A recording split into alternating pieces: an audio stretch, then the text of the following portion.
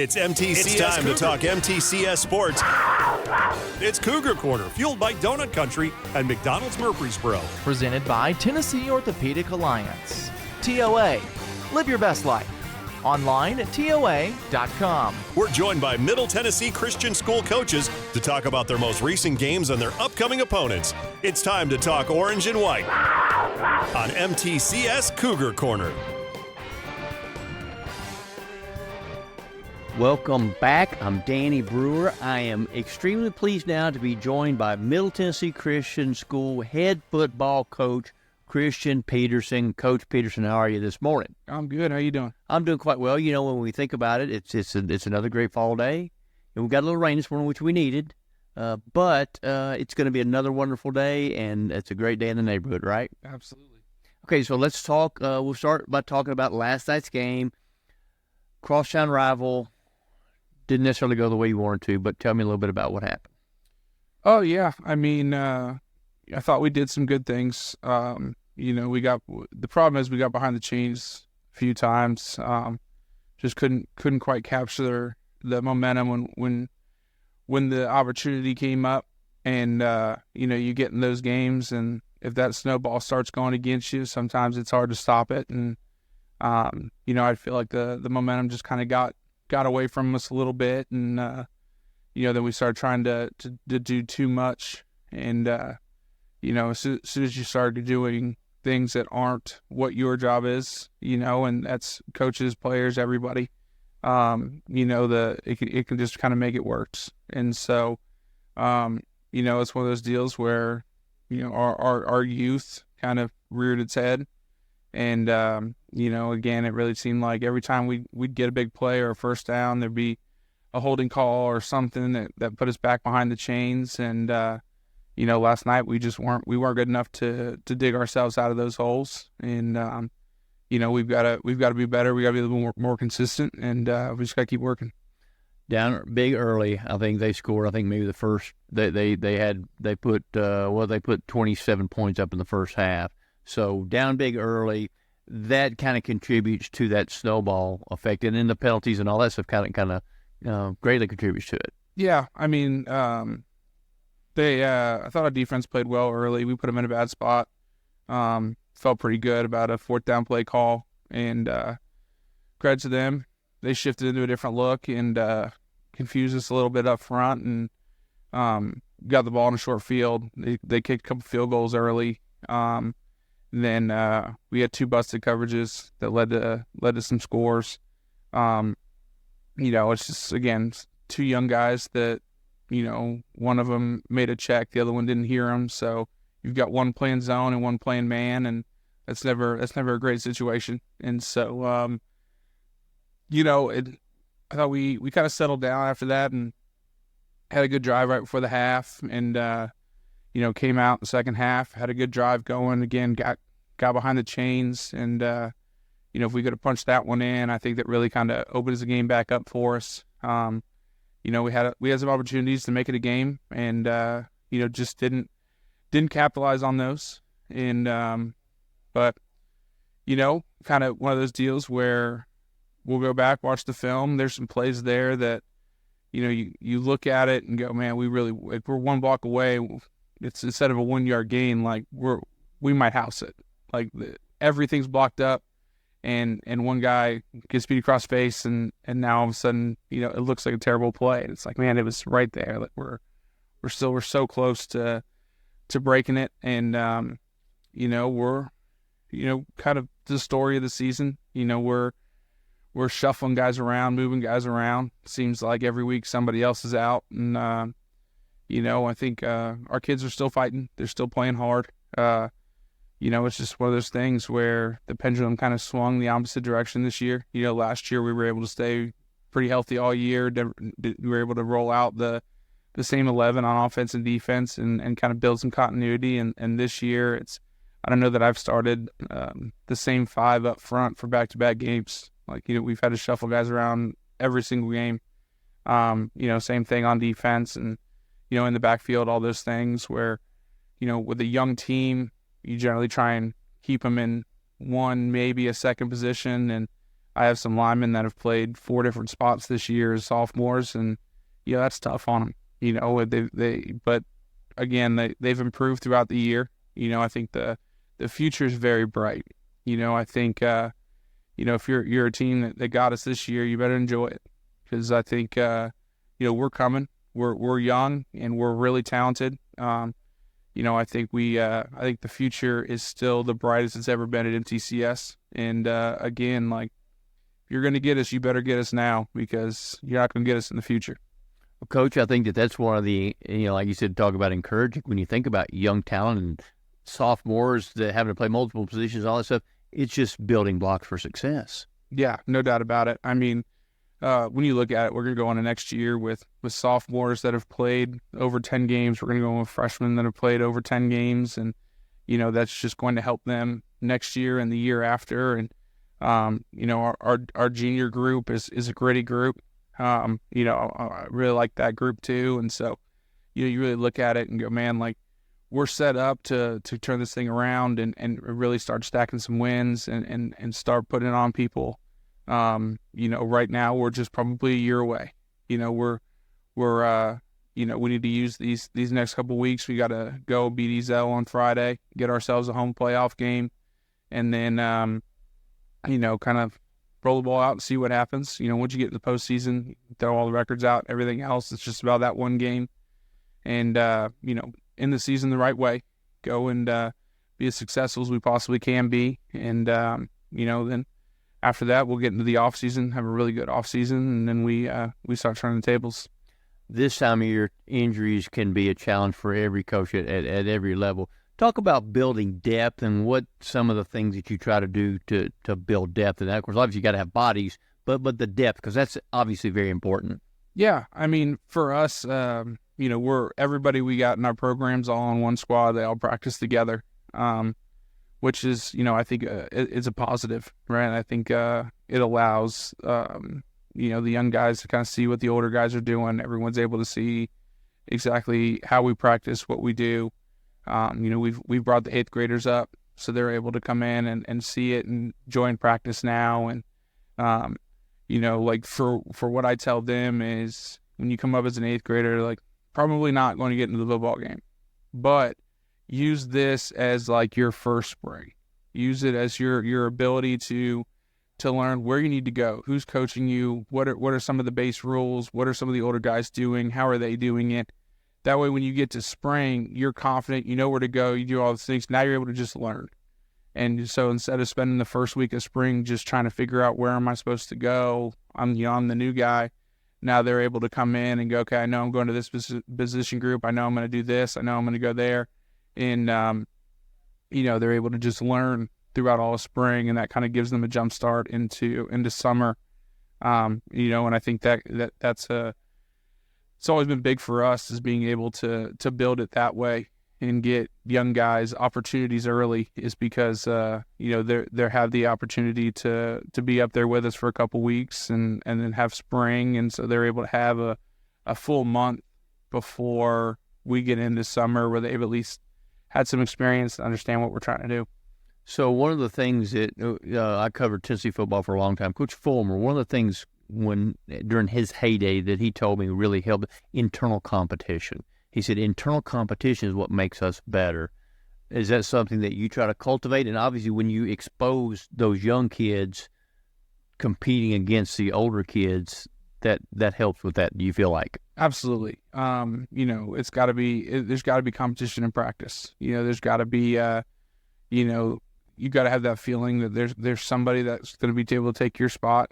There needs to be someone that when you line up, it's a win-lose situation. Even going offense first scout or defense first scout, and you've got to be able to go and compete. And I think some of that early on in the year with the young team, like, they were learning that. I think we've gotten better at it. I think it's been more competitive, but I think it's just one of those things that's just going to continue to get better as they get older. Coach, talk a little bit about offensive growth. You didn't maybe have as much offensive growth as you wanted last night, but talk about the offensive growth that this team has had from week one to right now. Yeah, I think understanding what we're trying to do is better. Kids like Ali Banjera's just really came out the last couple weeks. He was one that when we got him, we knew that at some point he was going to break out offensively. We just weren't sure when it was going to happen. So it's good to see him have some positive things happening. Marlowe's been kind of thrown into a tough spot with Briggs Boyd out. It's one of those things where he's uber talented and can make all the throws. It's just he's a freshman trying to go through reads, and right now the game's just happening a little fast for him. But he launched one. I think he was about 70 yards in the air last night. He's got a rocket launcher attached to his body, and for him, it's just about getting consistent with his steps, getting consistent with how his body's moving, things like that. Shy Murphy has taken huge strides from last year to this year. He's going to be a really good player for us. Then up front, Ben Hale is getting better. He's the next big one. He's about 6'4", 300. And he's they're all different, right? So like we had a Larry Watson who went to Arkansas State, you have Jesse Perry at Tennessee, and Ben's kind of the next one, and they're all three completely different players. And so for him, it's about understanding, like, don't try and be Jesse. Go be the best Ben Hale you can be. And you're better at. You might be better at things than Jesse was, but there's some things that Jesse was better at than you are. And so it's about just continuing to get more flexible. Get stronger. You're still only a sophomore, and the one that probably took the biggest steps this year is Jacob Cruz, sophomore guard for us. He was out last night, but watching him from week one to the Kings game, he's really taken some huge strides, and I'm really excited about his future. I think he's going to be a really good football player for us. And so as you kind of go down the line, because they're all freshmen and sophomores, right? And they're all improving. They're still just freshmen and sophomores, right? So I think for us, the big thing is going to be, getting in the weight room, getting stronger, right? Getting a year older. Jason Spray kind of talks about it all the time, is the workload.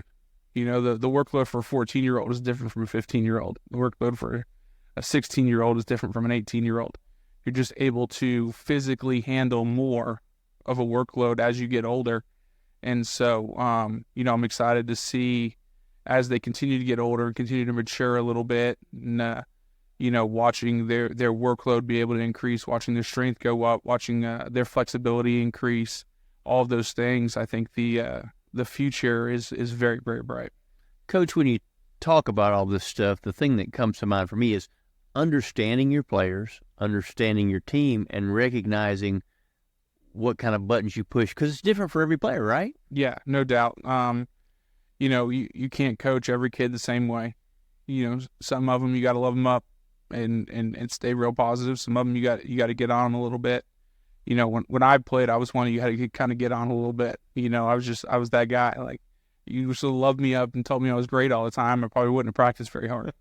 So it's about figuring out. No matter how, if you got 30 kids or 60 kids, there's going to be probably 20 to 30 different ways you got to coach each kid. So it's about figuring them all out.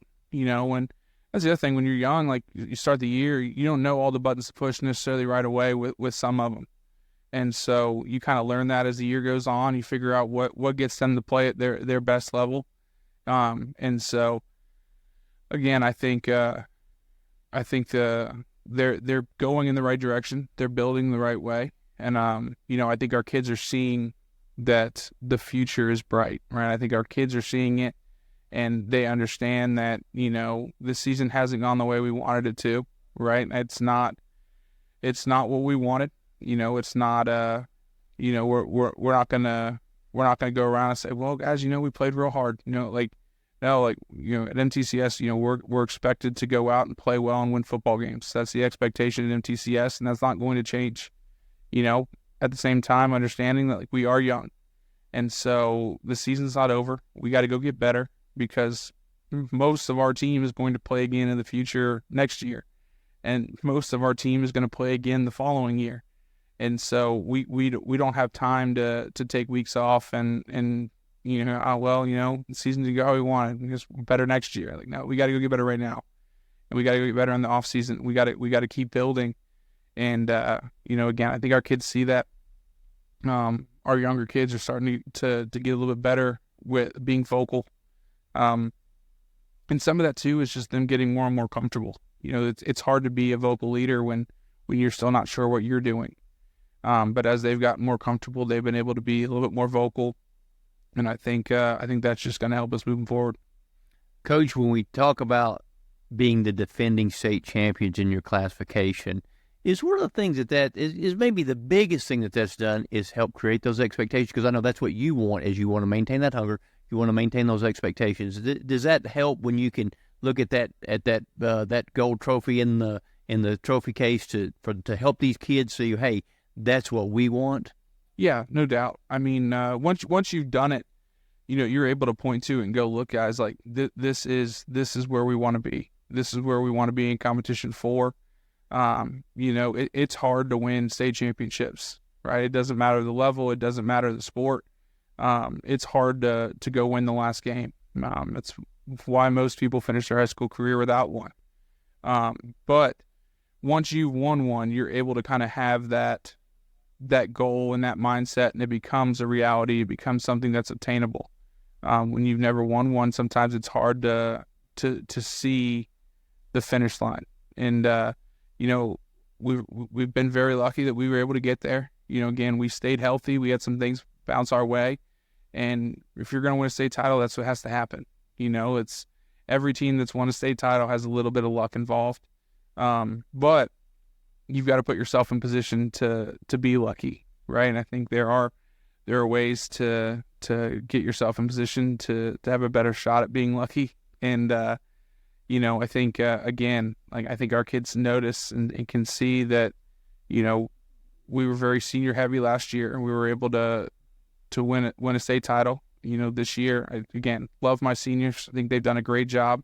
Asked a lot of them. There's just only 4 of them, and so my challenge to them was, make sure that we keep leading and we keep practicing hard. And that way, when you come back and next year and the year after, you can go, look, I know my senior year wasn't what I wanted it to be, but I helped lay the groundwork for this, right? I was able to be a part of something special. I was able to win a ring. I was able to be a state champion.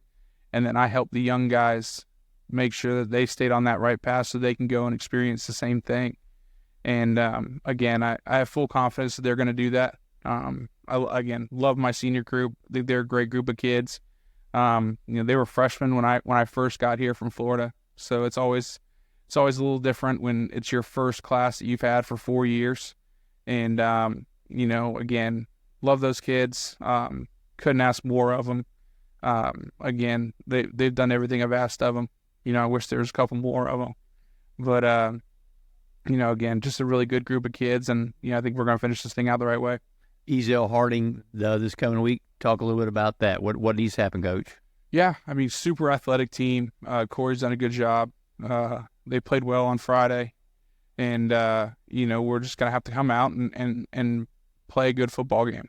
And again, I think we can't ride the emotional roller coaster that happens within a football game, right? Like, we can't let the outside noise affect us. You can't let one play dictate the next play. You can't let flags dictate your emotions. You got to just go out and do your job consistently. And if we do that, we're going to be okay. We're going to have an opportunity to go out and give ourselves a chance here in this last one. We win this one, we get to play at home in the playoff game, which is, it's always a good thing. And, once you get into the postseason, you just kind of roll the ball out and see what happens. And you throw records out, and none of that matters anymore. It's just about that one game. And again, I think we're talented enough that if we can put it together, we can play with them. And but we're young enough that if we allow the emotional roller coaster to kind of take over, then we're going to ride that emotional roller coaster, and we'll have ups and downs. And so I think we've handled it better throughout the year. But there's always some room for growth there. Coach, I think they define luck as opportunity meeting preparation, so I'm sure you're going to have them prepared. So hopefully you're going to have good luck. We certainly wish you the best of luck this week. Coach Christian Peterson with the Middle Tennessee Christian School Cougars. Appreciate it. Thanks, Coach. Middle Tennessee Christian School, training for eternity. We're going to be an educational institution that teach Bible every day. Every subject we teach, we're going to teach through a biblical perspective. In every aspect of our school, we're going to do it through a Christian perspective. MTCS President Matt Tiller. That also means that everything we do, we have to be excellent. We feel like Christ calls us to excellence. And so that means we have to be excellent academically. That means we have to be excellent athletically, because that's what God calls us to. It's a great place to be. Invest in your child's future in an environment that fosters Christ-centered values. To find out more, visit mtcscougars.org. Genesee Orthopedic Alliance takes great pride in treating local athletes here in Rutherford County. Here's Dr. Russell McKissick with TOA. We have a passion here for taking care of our athletes here in Rutherford County. We really do our best to take care of them. Experts in joint, bones, and muscles. Many years we've been taking care of athletes around here, and we've just picked up where Dr. John started, and we just keep going. TOA has a playbook that gets you back in the game. To request an appointment, visit TOA.com or call 855-NEED-TOA. Middle TOA, Tennessee Christian live School, your best life. training for eternity. The large majority of our kids are involved in athletics or extracurricular activities, one or the other. And most are doing multiple activities. MTCS President Matt Tiller. And that's a great preparation for life. How many of us in our life are just doing one thing? So a well-rounded student is a huge deal. Invest in your child's future in a Christ-centered environment with many athletic and extracurricular choices. Without a doubt, our students have the opportunity to be involved in multiple activities. To find out more, visit mtcscougars.org.